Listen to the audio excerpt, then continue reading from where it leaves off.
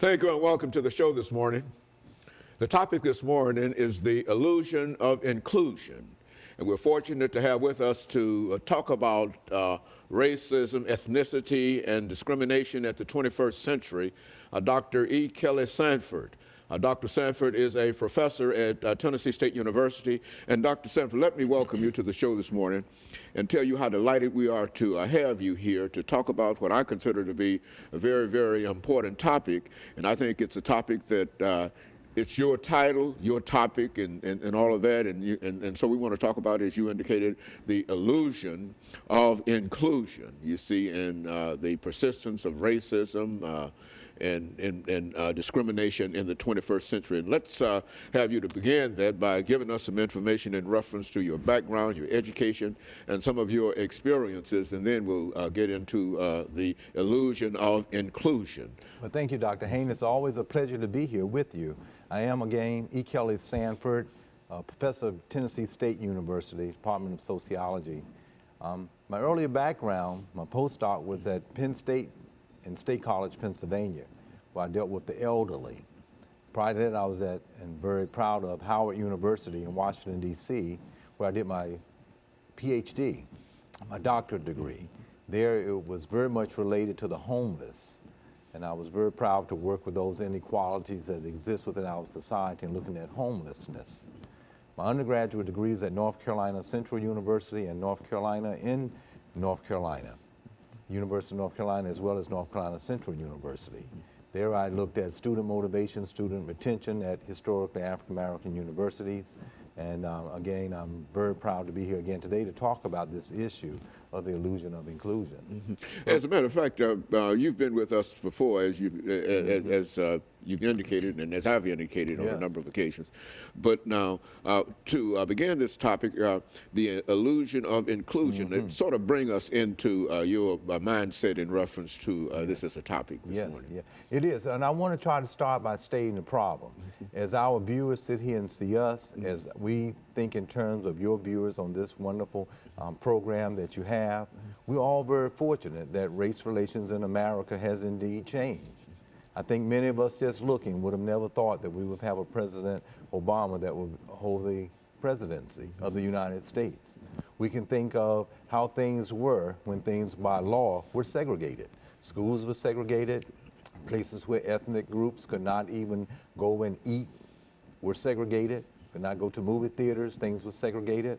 But over time, with the Civil Rights Movement, as we're talking about the 50th year of the 1965-64 Voting Right and Civil Rights Acts that have changed laws, that have made things pretty much equal. Hopefully for us as racial and ethnic groups have an opportunity to have equal opportunity to jobs, to local places that you need to go to eat, to live, to purchase things. Our children now have another type of opportunity that were very unequal in the past because of segregation and discrimination that existed. But presently, we have those laws that give different racial ethnic groups opportunities. And those opportunities are present within our society. And I think many of us can really name it by the mere fact that we are here today on this television program. Gives us this idea that there's this type of freedom that we have, that we're unfeathered, if you will, by laws that kept us and prevented us from having certain type of equal opportunity. However, when we look at the economic disparities today, when we look at certain urban areas today, we still see places that are segregated. When we look at job opportunities, they're still unequal. These types of situations has still very much related to race and ethnicity in the 21st century. Therefore, I try to bring this attention to the illusion of inclusion, because we have a lot of people born in the 90s that feel this freedom, but still may not see the persistence of race and ethnicity and gender, if you want to put that in there, in today's society. And it's a very topical issue for us to be able to realize. And we have to spend focus on it as a problem that still exists and continues within our society today.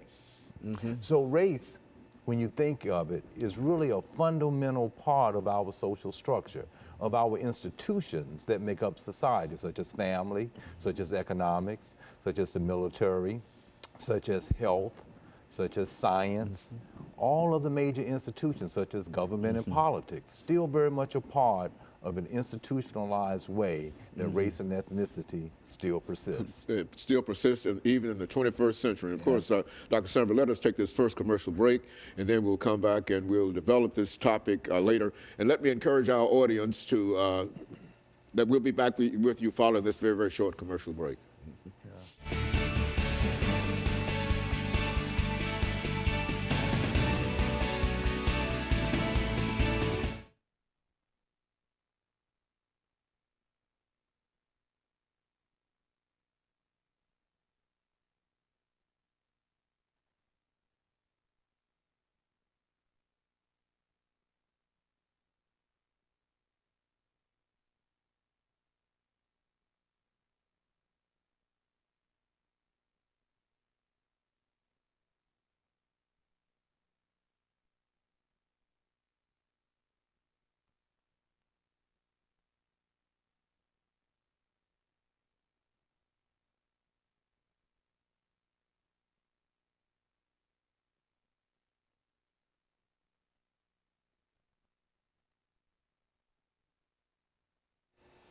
Thank you and welcome back to the second segment of the show for today. The topic is the illusion of inclusion, and Dr.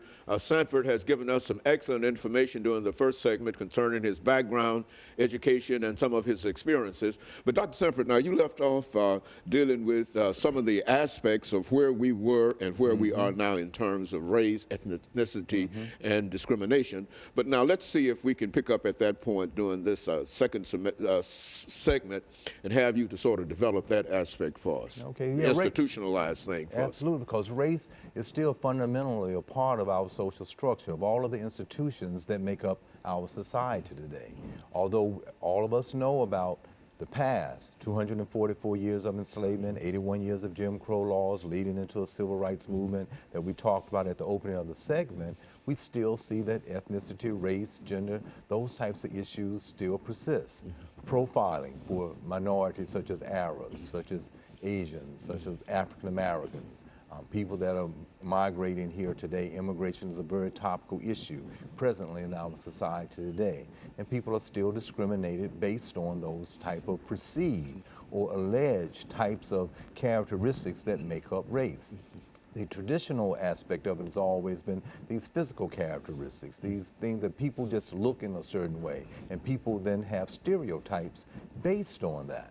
And as a result of that, a lot of younger people today feel like that everything is free, that they're not experiencing it anymore. They have the opportunity to go wherever they want to go. But when we look at the economics of it and economic disparities, health disparities, when we look at issues such as openness to be able to go into certain areas of study. It might perceive to be free and open. However, when we look at who is actually entering, we see quite disparities today based on race and ethnicity. So in many instances, this is still a real complex problem that we have today. And one of the reasons I wanted to open it up this time, because we've talked about this a number of times, because many people will say, well, no, I haven't experienced that this week, or I haven't experienced that. I live in an upper class neighborhood. I'm driving around in this type of car or that type of car. But when we look at the real sense of those that live in poverty in America, it's still disproportionately based on race. That's why it's such a fundamental part of our social structure, our society, because it's still very present. We have a certain small percentage of those who are minorities that seep out of it, but by and large, the larger percentages are still very much present in so-called low-income ghetto areas today. That's causing high crime rates in certain areas of our cities, not only urban but rural presently in our society today. Even when we look at our beloved state that we live in, we will see disproportionate amount of those who are in low income that have high infant mortality rates, who are African American, 12% roughly in this state. Some developing countries have less than that.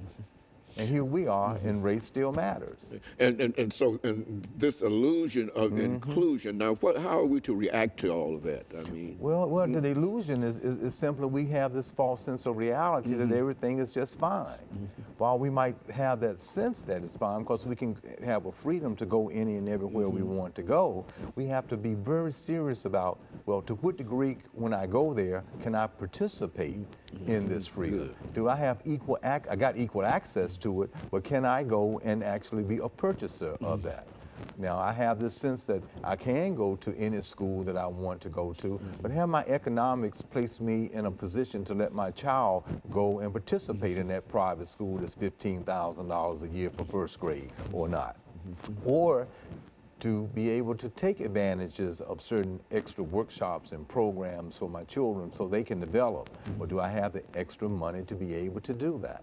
Now, when we look at health and health care, which I'm so proud of, you're talking about this illusion of inclusion, we can still see, and President Obama has had the Affordable Care Act, and you can see the backlash that was there up front. And we can see that it's worked. Over 7 million plus signed up for it. So many of those people were in very much need of health care. Not only that, some of the policies that are linked to it, such as if you had certain types of ailments prior to the ailment, they would say, well, your insurance would have said, well, nope, you cannot have assistance as a result of that. This is help. Who did this help? Not the rich, but the average person out there that's in everybody. need. Therefore, the illusion of inclusion. Sometimes we can be a professor or have a talk show and start thinking that, well, everything is just fine. But then as soon as you go and find out what something happened 10 years ago, and now we can't satisfy that today, well, who is that going to hurt? That's not going to hurt a wealthy person. That's going to hurt the average working, the illusion of inclusion. So I think that policy has helped. When we see on the international news that the president met the Pope, first thing they were talking about was this notion of international and national poverty.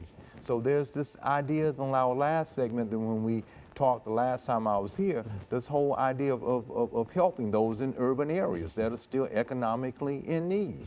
So the environment and the culture, that is the culture of poverty that is present still within our society, impact those that are developing within that culture.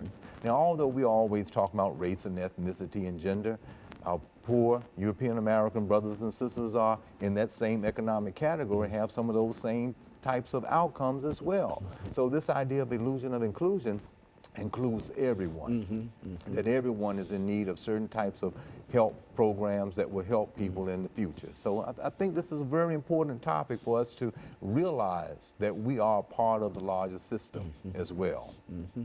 Very good. Now, you know, when you reflect on some of the challenges that we have in trying to overcome this whole idea, how do you see us working in order to make some of these ideas that we're talking about realities in the 21st century, make them for real? Yeah, absolutely. Well, but we're thinking not in terms an illusion, of, but to make them real. What do we do in reference to that? It's kind of like the issue of the complexity of it. A multi-pronged problem has to have a multi-pronged type of solution. Good. So the idea that this race and ethnicity is still so fundamentally embedded in our institutions, our same institutions need to recognize that this is indeed a problem. That's the complexity of it. Not only is it a racial problem, but it's also an institutional problem, right. And we probably won't be able to solve it unless we first deal with what? The institutions. Is that what we're suggesting That's here? Exactly. Well, further suggestion from many of our earlier segments that racism is institutionalized within our society that we live in. So we have to recognize that. And we can only do something about it to help heal it by, say, in our educational systems doing something about it, within our health systems doing something about it, with our economic systems being fair, as we can see that certain policies are trying to be changed today. Okay, Doctor, let's take this second commercial break, and we'll be back with our audience following this very, very short commercial break.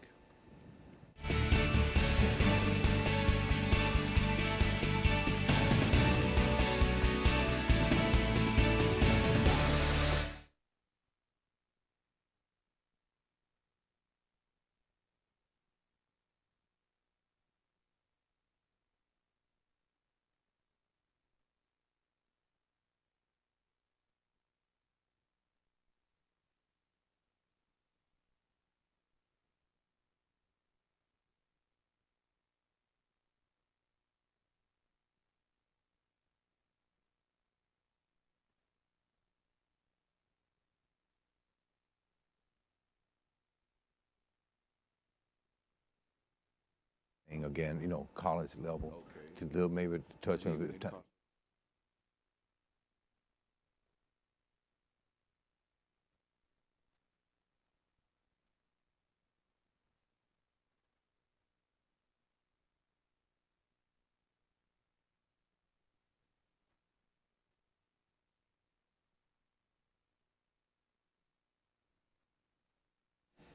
Thank you and welcome back to the final segment of the show for today. We're talking to Professor Kelly Sanford from Tennessee State University, and the topic is the illusion of inclusion, the persistence of racism, discrimination, and ethnicity in the 21st century. And he's given us some excellent information dealing with some of the aspects of this as a problem within our institutions. And so, Doctor, let's see if we can pick up and have you to not only continue talking about the illusion, but help us to come around to what we might be able to do dealing with this as an issue. Okay. Yeah, and as we said on the last segment, I think it's all institutionalized. For instance, one of our other main institutions that make up the social structure of society in which we live in is that of law, government, and politics. So when we think in terms of law, we're thinking about how those within disparities, within low-income areas are disproportionately in prison, for instance, than others. Here in the United States, the most developed, highly industrialized, richest country in the world, where we have over 2 million people in prison. Over 200 million in prison. More than anybody in the world. More than anyone in the world. I'm sorry, 200 million in prison. I think Russia has 680,000. And we are having, you know, millions of people that are in prison. We need to do something about that. This is one of the problems of the false sense of identity, of how we need to try to bring some solutions to that problem. And it's certainly connected to another institution, that of economics. Economics is connected, of course, to the family. In those low-income areas where you have teenagers having babies, where you're having breakups within the family without parental type of assistance. All of these things are just causal factors that's related to some of the larger problems that we have in the society in which we live in. Although those same people, as we refer to as having this illusion of inclusion, are feeling this certain sense of freedom that moved out of the 60s movement to let them feel, well, I can go in a place, but now we have to work on the educational development, work on both families being there, work on people being motivated, having a desire and attitude about, which we will know, which many of the younger audience will not know about, just the 3 R's, reading, writing, and arithmetic. And in elementary, junior high, high school, preparing them for the universities to be able to cognitively think in a way of learning and being able to then develop themselves for the social structure of society in which we're living in. Those fundamental basic things are still very important for success. And I think everyone could have an opportunity to do that. That's why we started off the entire segment today by saying, look at us. You know, race is changing. But when we were there, we had to go with thinking that it hadn't changed, that the worst was there, and we developed and improved. So now, every opportunity is there, but we still need to focus on those still basic educational processes that helps you to develop and to prepare for the larger society in which we're living in. And so in a real, in a real sense, each generation has to indeed push forward some of the ideas that we developed after the Civil War, and that generation pushed us a little farther, and now the 60s pushed us farther.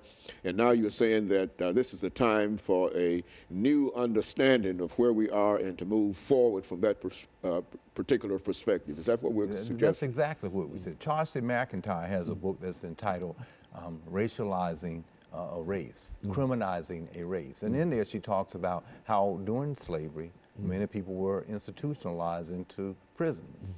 Now we look at Michelle Alexander's book entitled The New Jim Crow, where we still have these millions of people who are in prison, 2 million strong, and mostly are disproportionately African American and other minorities.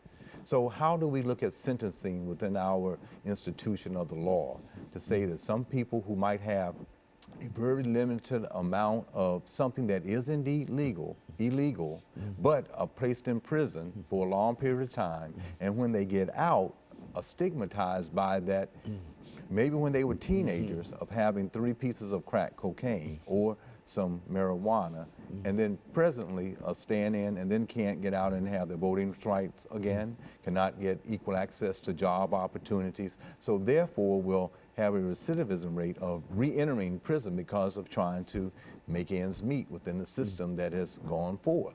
What impact does this have on the ability of Africans to vote, to get out and participate in the suffrage? And during the last few minutes that we have here, let's make some statements in reference to how this might be overcome if we were to become more involved in voting and the suffrage and et cetera. Make some statements in reference to that. Well, thank you so much. And I would like to say here in the Davidson County part of Tennessee, with that Michelle Alexander's book, there's been a group of us that's been meeting, and we've talked about this issue on when many get out, they do not have that right to vote again. And that's been very impactful. They are indeed citizens of the United States, the Constitution, but they lose that as they've gone in. And so many judges and lawyers that even attended these sessions felt that they needed to be changed.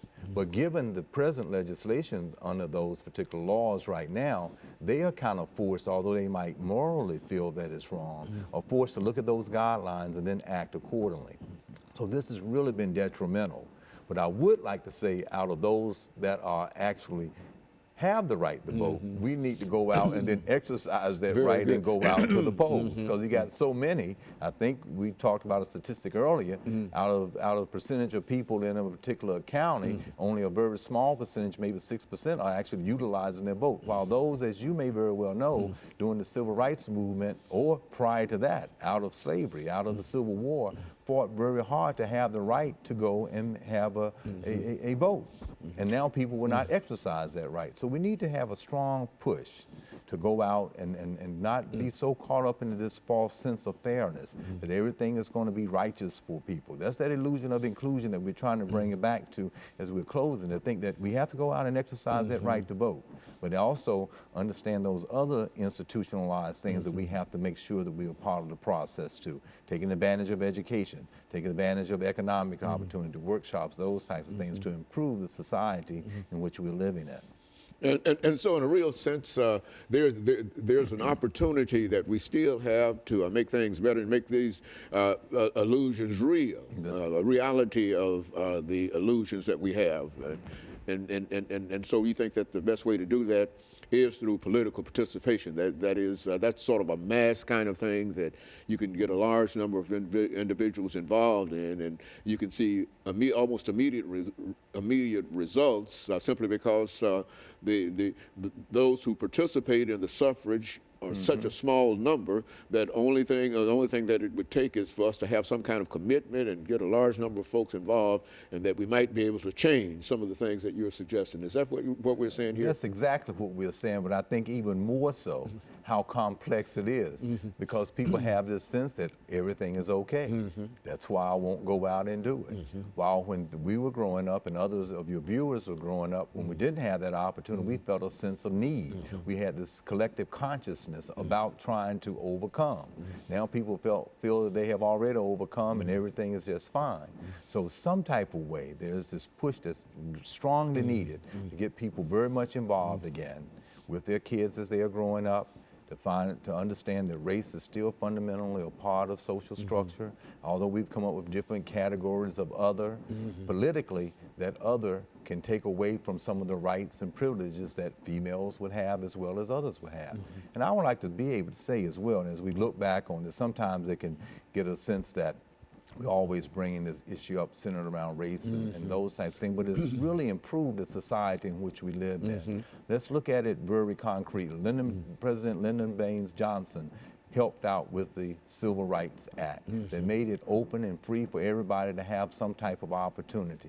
President Obama has done an excellent job, and we have to also think that the Reverend Dr. Martin Luther King was very fundamental in that civil rights movement, those that were involved, and the unsung heroes and sheroes that were participants in it to bring about change in our community here, as well as throughout the United States, as well as the world. Even with females that have these opportunities, sometimes we take for granted that they have opportunities to participate in sports. That came out of the civil rights movement with Title IX. No one at places just gave that right to them. People had to fight for them. And so this is very fundamental. But it goes back to how we have to still realize that we have to understand those rights and work, because race is still prevalent. Final statement, do you think that change would be good for America? Absolutely. Change is good, and it's happened. It just has to continue to happen. Very good. And of course, let me thank you for giving us that excellent information. And let me encourage you to tune in again next week for another informative edition of Comments. Thank you and good morning.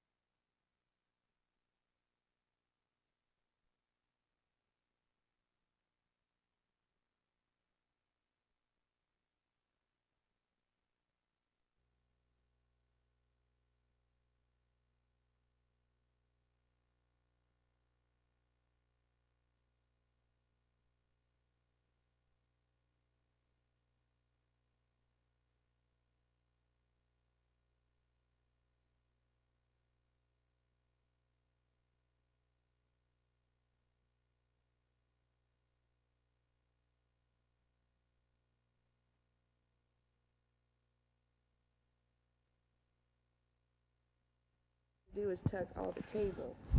Okay. And see your clip is right here. Okay. How Do about? you have a jacket pocket? I mean the pocket. Yeah, here we go. That's what I'm looking Okay. for. There we go. You are gonna be fine. After all this fidgeting, it will be fine. I guess without notes, I don't really need my No, you don't need glasses. So I won't need my glasses. what we're going to do. It's a 30-minute show. All right. The first segment is 6 minutes. And it's just, Director said go ahead and close your jacket. Okay. the first segment is 6 minutes. All right. And during that first segment, we're going to talk about background, education, and experience. Okay. Now, that'll be 6 minutes. And what you do, you look at me. Okay. And don't move your chair. See, because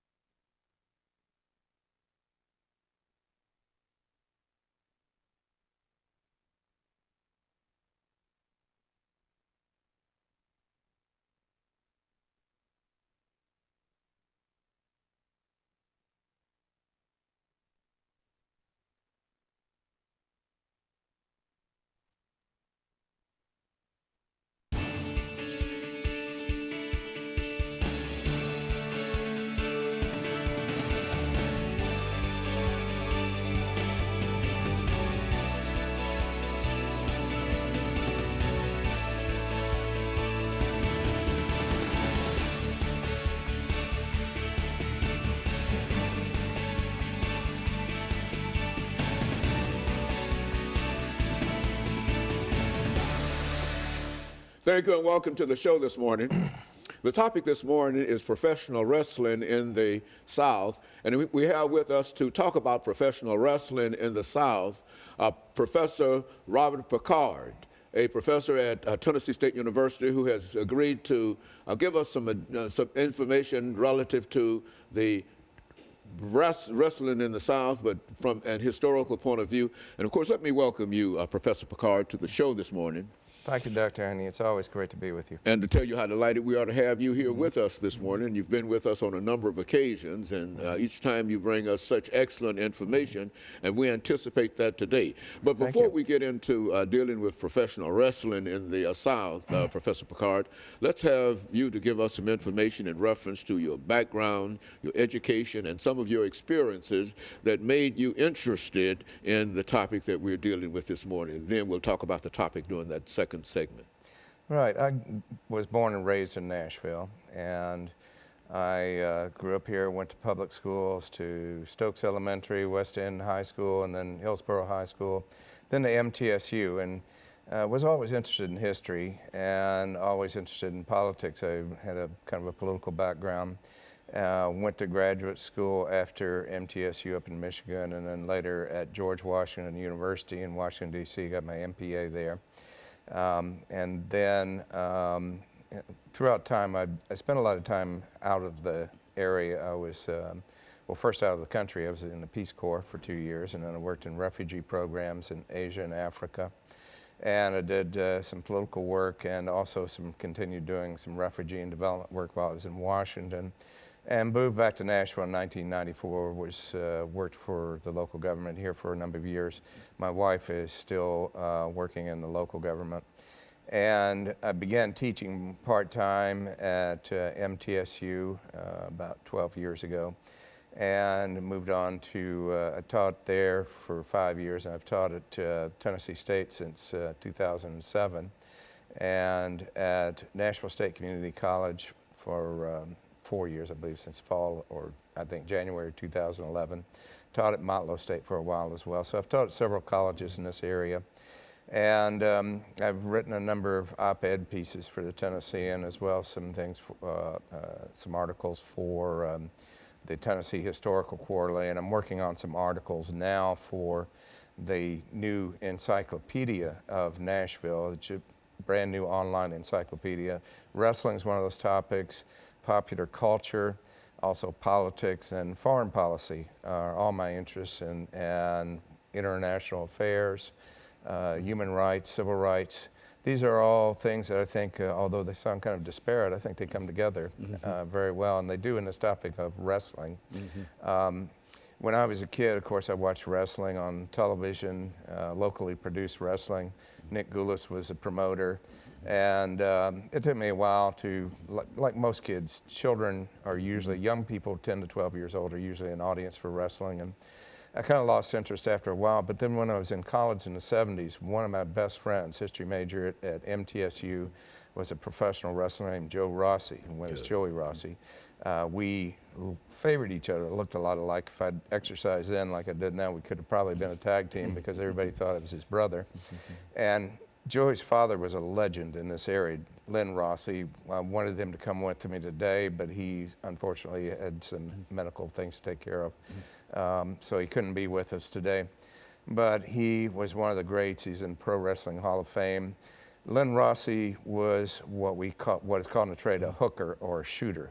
A hooker or a shooter is somebody who has real wrestling skills. A lot of people who go into wrestling are not wrestlers, but he could wrestle. He could wrestle in the Olympics. He could wrestle in a street match. He could wrestle in what's called a shoot match in wrestling, which is where instead of that's something that's scripted or they make up as they go along, they actually are wrestling. And so I would travel a lot with Joe, and I would also, he would get me tickets, free tickets for the Wednesday night show. And so that's how I became interested in wrestling initially, and nobody was writing. And today, you know, at that time, wrestling was kind of seen as kind of low class or entertainment or, how would you say it, lowbrow entertainment. And today it's big business. And we have TNA Wrestling, for example, here in Nashville. It's a national promotion. And so in a real sense, you bring to us today not only some information in reference to wrestling itself, but the history of it, that, excuse me, that you can put it within the framework and show how significant it was and people who participated in it. And those are the kind of things that I know that you have for us today. And so I want to take this first commercial break, and then we'll be back with our audience following this very, very short commercial break.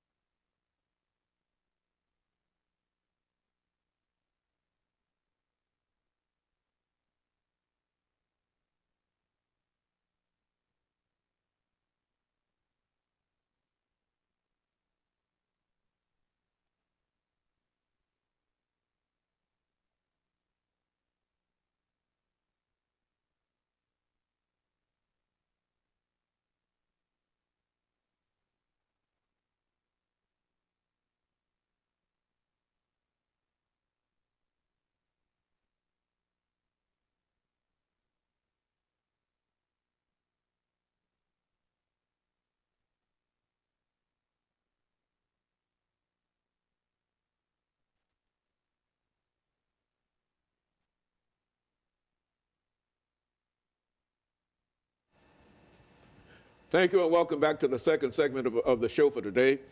The topic is professional wrestling in the South, and we have with us to talk about professional wrestling in the South, Professor Robert Pickard from Tennessee State University, who has given us some excellent information in reference to how he became involved in such a topic. And so, Pickard, let's see if we might pick up at this particular point and to sort of look at the historical development of the art that we're talking about today. Right. And I think you've already indicated that it has been lowbrow and et cetera, but I think it has come to the level now of being able to, let's talk about it from that perspective. Absolutely. Professional or wrestling in general is the world's oldest sport. Every ancient society has a tradition of wrestling.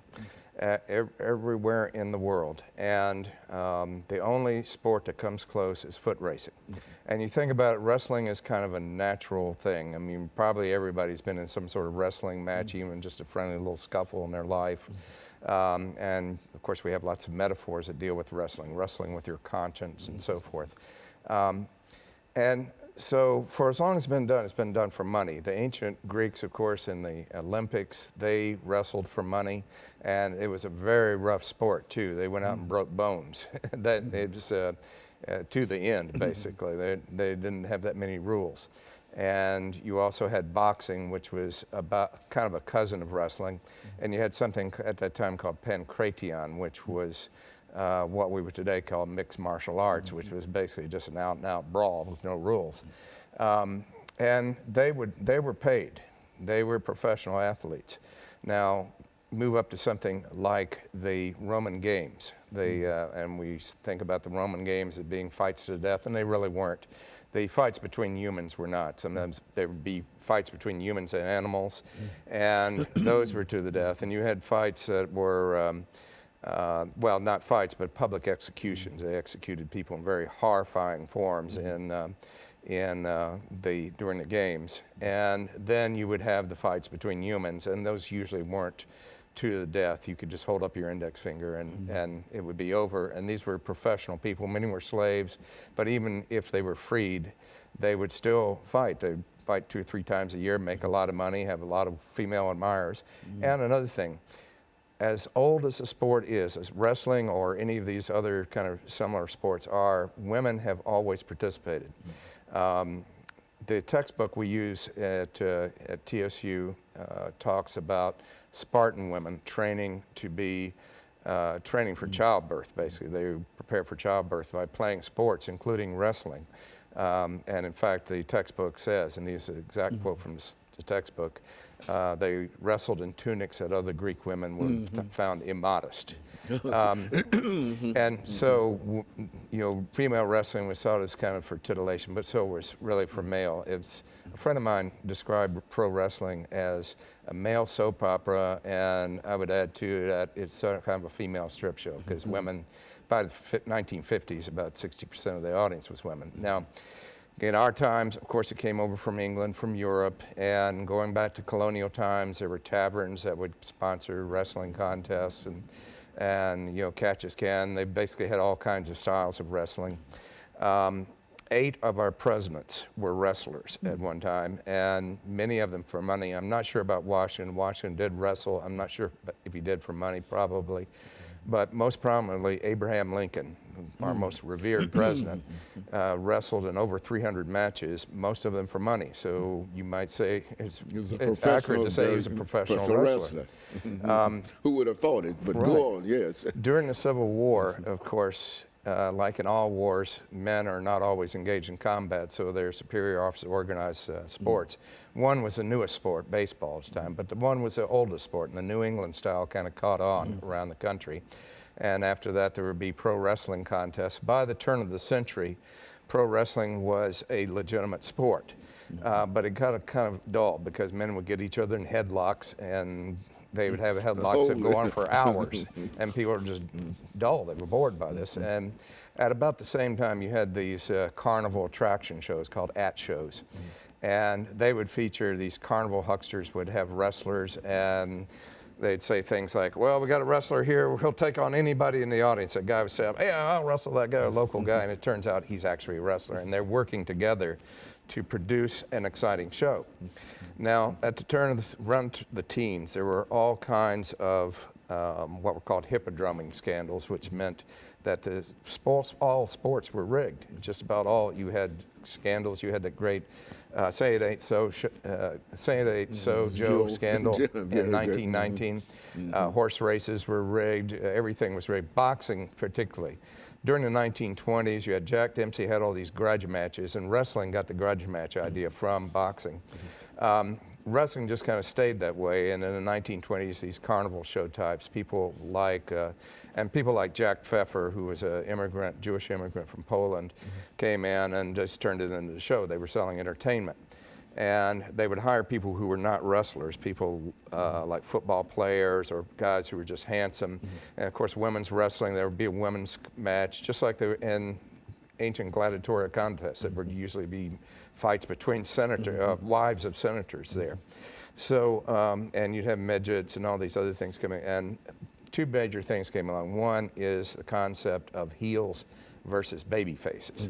Baby faces were the heroes. The heels were the villains, the bad guys. The heels versus baby faces, or sometimes they just call them the faces. And then the other was a tag team contest, initially called Australian Tag Team. Now, they would usually, the tag team contests, would have some outside interference, someone come in, hit somebody with a chair or whatever, and set up things for a grudge match for the next week. And everybody get a big show, and they got their money's worth. Now, wrestling almost died out during World War II. Women kind of carried on wrestling then, and then they died out. But then 1950s, we have this new kid on the block called television.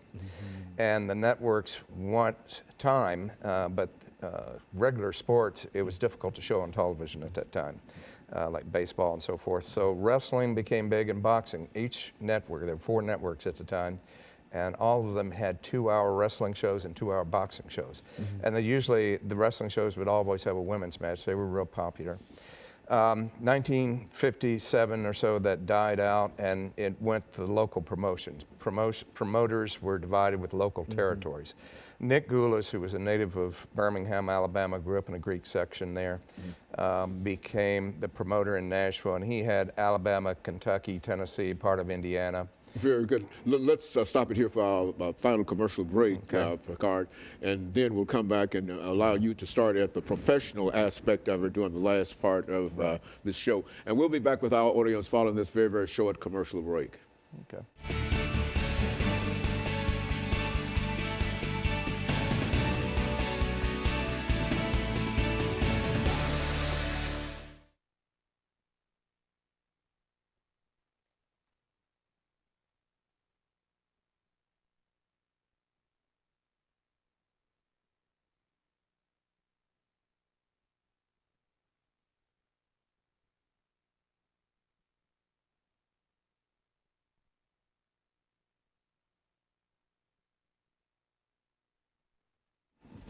Thank you and welcome back to the final segment of the show for today. We're talking to Professor Robert Pickard from Tennessee State University, and he's given us some information about professional wrestling in the South. He's already given us some very, very good information dealing with a good background to get you into what we call, Professor Pickard, professional wrestling in the South and the impact that this sport had upon the population at the period. Right. Now, as I said, they moved to local promotions there and local television.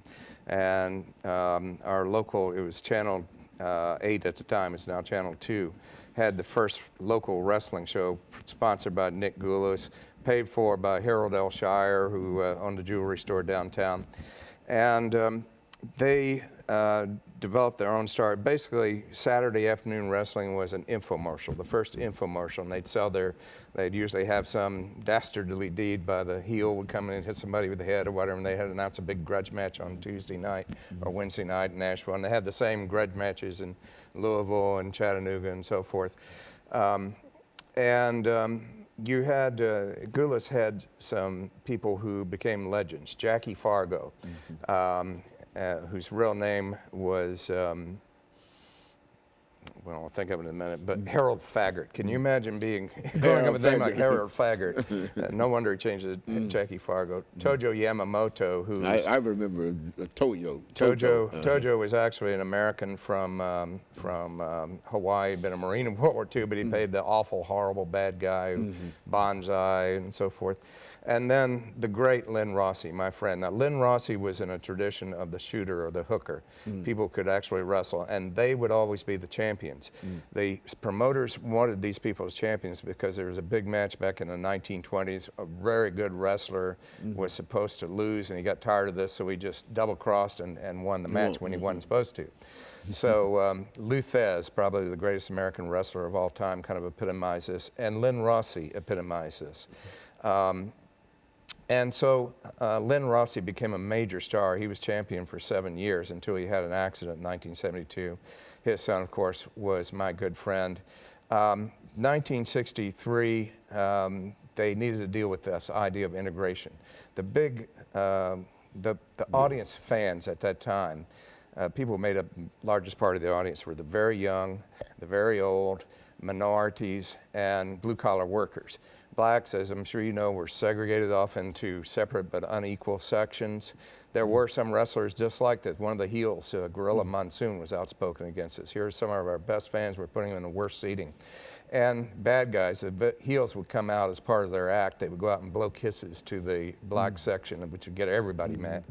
Well, Lynn had an idea. Let's take this. You had blacks in matches, but they were in separate, segregated matches. Let's have an integrated match, and let's do it in, of all places, Birmingham. And I don't have to tell you how Birmingham was in 1963. It was just civil war there. It was civil rights then. Civil war and civil rights. I mean, people were traveling around with guns and so forth. So in classic fashion, Lynn Rossi got into trouble on a wrestling match on Saturday television, and two guys were beating him up, and Bearcat Brown comes out to intervene in the match. They announced a big grudge match on Monday night in Birmingham. Bearcat Brown was this black right, man. he's a black wrestler. Yeah, good. And that was his real name, by the way. And so as soon as they announced the match, the Ku Klux Klan made a death threat, said they were going to bomb the stadium. And they went ahead with the match. They knew that they were going to bomb a stadium full of white people and black people, but everybody's a little nervous. One of the wrestlers, Saul Weingroff, said to Gulas that night, said, "Nick, you're a Greek, I'm a Jew, Tojo's a Jap, Lynn's Italian, Bearcat's a Negro. There's no way they're not going to bomb us." But in fact, the match came off, and Bearcat and Rossi became major stars all over the South. They toured every county in Alabama. They went all over Kentucky in years. And then after Lynn had his accident, he worked with, Bearcat teamed with Joey Rossi, and they were big stars. So somebody told me after I wrote that article that was in the Tennessean about this, one of my colleagues at Nashville State came up to me and said, "You know, I saw your article there, and I grew up in South Carolina, and they said they brought the black wrestlers in as war heroes. They made them war heroes, and that's how they brought them in. And eventually, when it was a sign of progress for black wrestlers to be the heels, to be the bad guys." I wanted to tell you one thing. I've become a fan recently of a wrestler, and I don't follow wrestling a whole lot these days, but I found one that is very much in the tradition of Lou Thez and Lynn Rossi. And she is a woman. Her name is Sarah Stock. She's from Winnipeg in Canada. She works primarily in Mexico and Japan, and is like a household word there. She is very popular. She has a Canadian maple leaf. They call her Sarah la Canadienne. She worked for TNA based in Nashville as Sarita, and she is just immensely popular, and she is very good. She can pull off all these stunts and maneuvers. I wish we could bring it up and I could show you here, but she can pull all these kinds of stunts and maneuvers that excite the audience. But I wouldn't bet against her in an Olympic wrestling match or a street fight with a Marine. She is very good. She trains every day. Very intelligent woman, a prep school graduate with a degree from the University of Manitoba in chemistry, which I'm sure you agree is not the easiest subject in any College of Arts and Sciences. and trains every day. So she's someone I would look for, and I would hope that we'd see on TNA again or on the WWE, the big promotions. Goulas basically sold his promotion. He had competition from Jerry Jarrett, one of his former wrestlers, and from Jerry Lawler, another former wrestler, started and took Memphis away from him, his biggest town. And of course, you're familiar with the story of Andy Kaufman and his series of matches out there at Memphis. So Goulas sold out in 1980, retired, and then the big promotions came in and knocked out the local promotions. The WWE came along, or WWF it was called, run by this one family, McMahon's in New York. And I'm kind of rooting in a way for TNA because they're a local promotion and they're fighting against this big monopoly up there. So I hope they do well. I found out today, I called them and found out that Jarrett is no longer with TNA, who founded it. He's founding a new company that was in the paper the other day, Global Wrestling. So I wish him well. Now, don't you think that they're making a media comeback? Because I think that more folks are, I see more announcements in reference to wrestling now than I've seen in a long time. Yeah, when you were growing up and I was growing up, wrestling was lowbrow entertainment. Everybody said, oh, this is fake. And, you know, there were just some, but they'd had an audience and people did make money. Now it's big, major business. And you've got, I'm sure there are other shooters and hookers other than Sarah Stock out there. There are others who are good wrestlers and good performers. And I've been fortunate in my research to get to know some. Lorenzo Parenti died just recently, worked for Goulas for many years.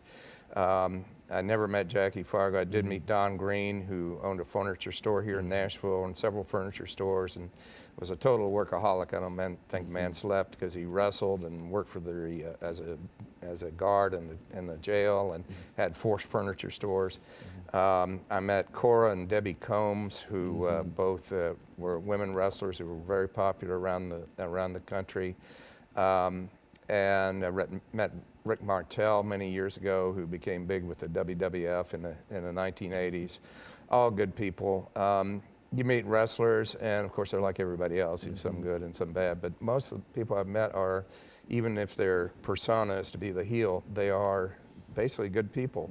You got to kind of take their stories with a grain of salt, because sometimes they'll tell you They've got a lot of stories to tell. They got a lot of stories, and some of them are just like with anybody else. Some of them are fantasy, but it's an interesting story, and wrestling is a story. It's like my friend said, a male soap opera, and I'll say a female strip show too. And it's a story within itself. I think, as you've demonstrated here today, that it's very, very important, and it's something that we might see and never really reflect upon how it got to be where it is. And I think that you've given us an excellent idea in terms of where we are now in reference to the sport. Let me recommend a good book. There's a history of professional wrestling. I meant to look up the author's name. I forgot, but we've got it at the TSU library. It's called Ringside, and there's a good film called Lipstick and Dynamite, which is a history. It's a documentary on women in wrestling. Very good. And let me thank you for bringing that excellent information to us, Professor Pickard. And let me encourage our audience to tune in again next week for another informative edition of Comments. Thank you and good morning.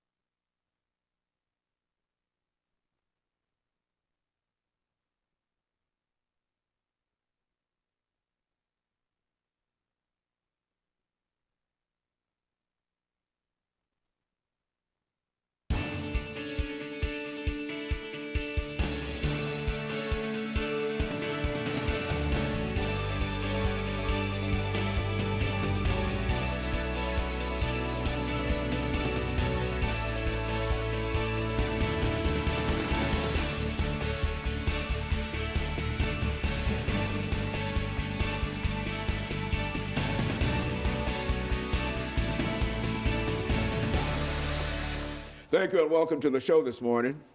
The topic this morning is overcoming the barriers of foster care. Overcoming the barriers of foster care. And of course, we have with us to talk about overcoming the barriers of foster care, Pastor Kay Walker, and with Pastor Kay Walker is Miss Brenda Redmond and Miss Karen Sparks. And of course, let me welcome you, Pastor Walker, to the show this morning, as well as Ms. Redmond and Ms. Sparks. And I stumbled when we came out of the gate here, primarily because I was not sure whether we were talking about foster care or child care. I think we talk about all of these different topics. But of course, you've been with us and you've given us quite a lot of information. And I think you have with you two persons today to talk about some of the barriers in child care. Foster care, why don't you give us some information about the two of them, and then they'll be able to give us some short statements in reference to their background, education, and whatnot, and then we'll come back in that second segment and we'll start off with foster care. Let's start off from that perspective. Okay, Dr. Haney, first of all, thank you for allowing us to come on your show and talk about some issues that I think are very important, some things that I found out recently through talking to one of the guests here, Ms. Brenda Redmond, about foster care and what happens to children after they come out of foster care. So I'm here, with them to talk with you about this, and let our audience know what's really going on in the foster care system and what happens with the youth after they leave out of that system. And we have Ms. Brenda Redmond. She's here. She's the founder and the executive director, and then she has Miss Karen Sparks here with her as well. So I just want to let them tell you a little bit about themselves, because I think they know more about themselves than I do. Okay, well, Mr. Redmond, let's start off with you, and let's have you to give us some statements in reference to your background, education, and experiences. And Ms. Sparks will do essentially the same thing, and we'll be out of this first 6-minute segment, and then we can get into foster care. Okay, my name is Brenda Redmond, and thank you again for having us on your show. My name is Brenda Redmond, and I am the executive director and founder of Starting Point Project Incorporated. We are a career, educational, and vocational service for youth that have exited the foster or are exiting the foster care system. I hold an undergraduate degree from Indiana University in history. I have a graduate certificate in nonprofit management, and I also have a master's degree from Trevecca in education. This program was essentially founded to be a bridge and a gap in services to youth that that needs a little extra arm and a leg when they exit the foster care system.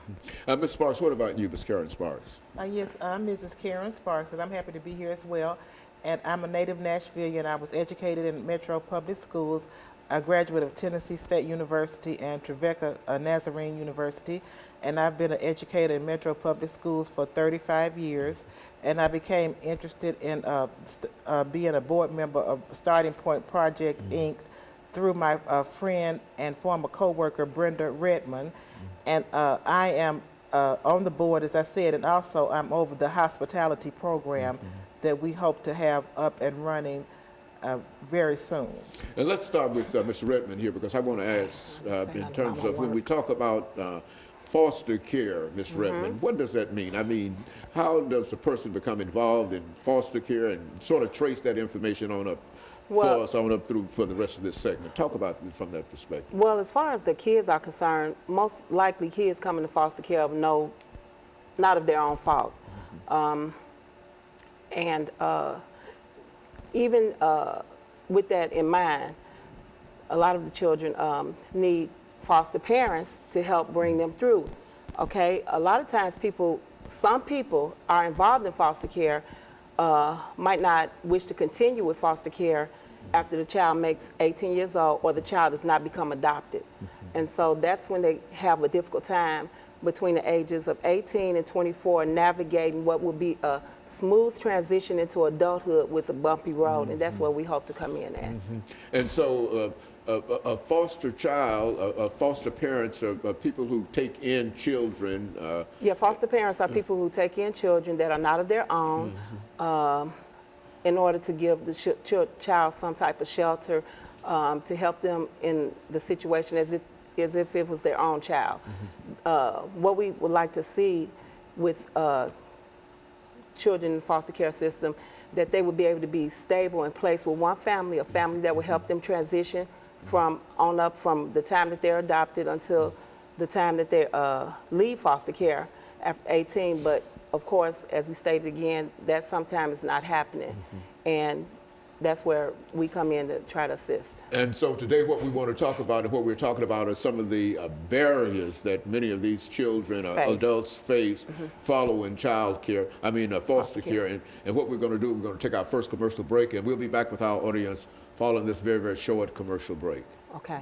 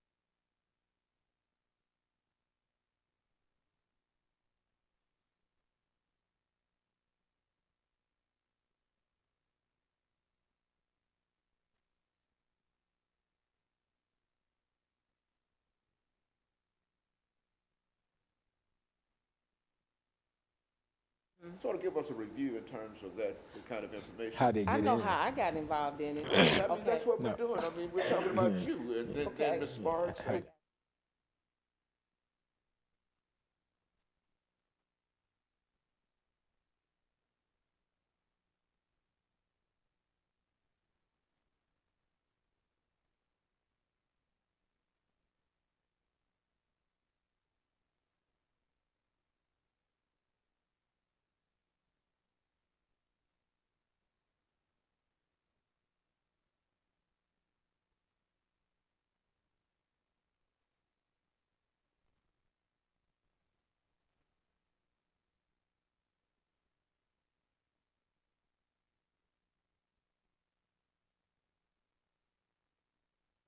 Thank you and welcome back to the second segment of the show for today. We're talking about foster care and some of the barriers that young people face and older folks as well face once they come out of foster care. And Ms. Redmond has given us some excellent information, as has Ms. Sparks. And so let's see, Ms. Redmond, if we can look at the organization that you're in charge of, Starting Point, and tell us give us some information in reference to how you became involved in that organization and what are your objectives and how successful you've been. And then we'll allow Ms. Sparks to give us some information in reference to what the Metropolitan Public School System is doing in reference to foster care. And then we'll have Pastor Walker to sort of summarize from his perspective some of the things that the two of you have been talking about dealing with foster care, and we'll get out of this second segment. And let's start with you at Starting Point. Okay, Starting Point, the idea of Starting Point was born out of a necessity of youth exiting out of foster care. I was teaching at a well-known program that houses state youth, and I was teaching GED skills. And within that program, there were kids that were exiting foster care that were really, some of them were becoming homeless. And the program is a great program, but personally, as a teacher, I knew those youth, and they would ask me things like, can they keep clothing or backpacks or whatever in my classroom, because they had to go and stay at a hotel, or they didn't have anywhere to go that night. They didn't know where they were going to be living from place to place. And I started thinking, wow, this is not good. You know, these kids don't really have a place to go. There was a pregnant youth in my classroom, and she was not settled or stable. Even though she was in the program, there was still a lot of extra factors that was very detrimental to these youth. I mean, I could kind of relate to what some of them were going through. Being a teen mother myself, you know, I didn't want to see the students and the young women go through some of the same things that I had gone through as a teenager. Not that I was in foster care, but still that age group of going from adulthood, from teenagehood to adulthood. So I started